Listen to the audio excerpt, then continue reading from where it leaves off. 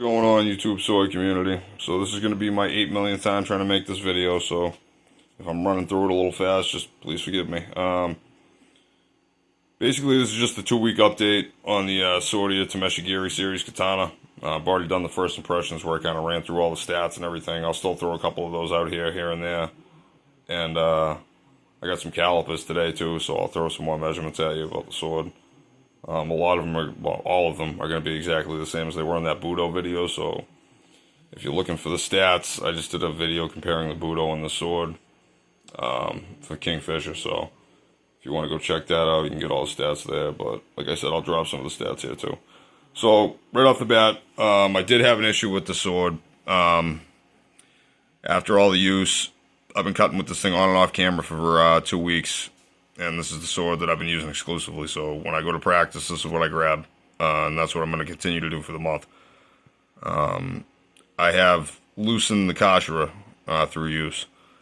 So really, in the grand scheme of things, if there's going to be an issue with the blade, this is kind of like the kind of thing that you pray for. Because, I mean, right now it's not critical. It's still on there. It's still relatively tight on there. I have to kind of like wiggle it to get it off. And it's a real easy fix. Anybody can do it. Basically, you're just going to pull that back. You see the wood? Couple drops of super glue.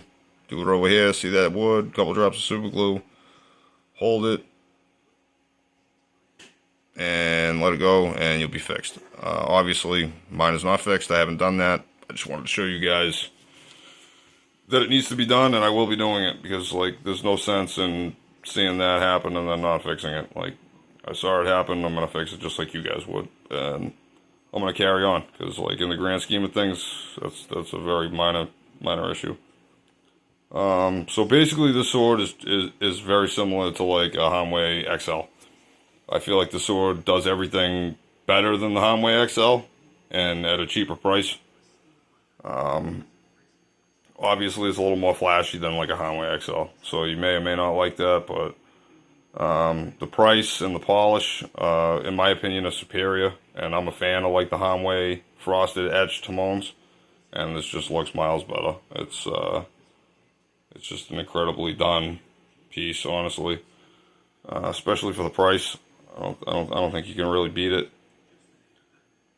I've been really impressed with it. It's been a light and nimble sword. It's got blade presence. But it's not overly, like, tip heavy. It's just, I don't know. It's a lot of fun to use, man. So I got some of the measurements here. I'll just kind of give those to you real quick. So 12-inch Suka, 28.25-inch Nagasa, Suka width from the largest point. That's just me kind of trying to give you an idea of, like, what it feels like in hand without handing you the sword personally. I wish I could, but I can't. So that's, like, right here. My calipers on either side. That measurement up there by the Fuji. And I'm trying to look at it through the phone. So 1.40 on the calipers. With it, the blade base, that's going to be right here. Calipers on either side of the blade. And that's 1 3/8. With the Yokote, same exact move, except at the Yokote line that differentiates the cutting edge of the blade from the Kasaki. So at that point it is 1 1/8. And then the Kasaki length, Yokote to tip. So basically that differentiating line to the tip of the Kasaki. And that was 1.84 on the calipers. So like almost like 2 inches.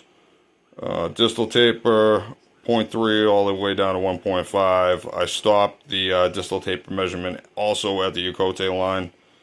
So that's your distal taper there. Weight is 1165 grams. So not the heaviest sword in the world, not the lightest sword in the world, but it's kind of like middle of the road. But obviously it's not been a problem. You know, like doing draw cuts. Doing draw doubles on singles with it. It moves. You can definitely get it moving, and it cuts great when it's moving. So it's not going to be the lightest sword in the world. You know, no bohea. A wider style of blade, but it's kind of made up for with the taper and the blade. I dig the shit out of it. I've really been enjoying it. I don't have any bad things to say about it. Like I said, I wish the Kashira would have stayed on.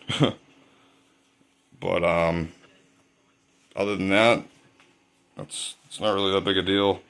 The other thing too, I kind of wish they would have done is I wish we would have had some horn on the Saya.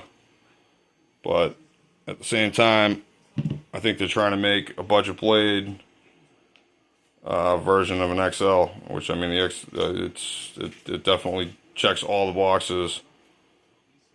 In my opinion, better than the Hanwei does. So, as far as I'm concerned, this is a win from Swordier. I think for under $300, it's a fucking home run. So, all the way up to the 2-week mark, it's getting my recommendation so far. I really enjoy it. If you like what you see here, go over to Swordier and grab yourself one. Fucking awesome blade. That's all I got. That's all I got for today, fellas. I appreciate you guys checking it out. Space Ghost out.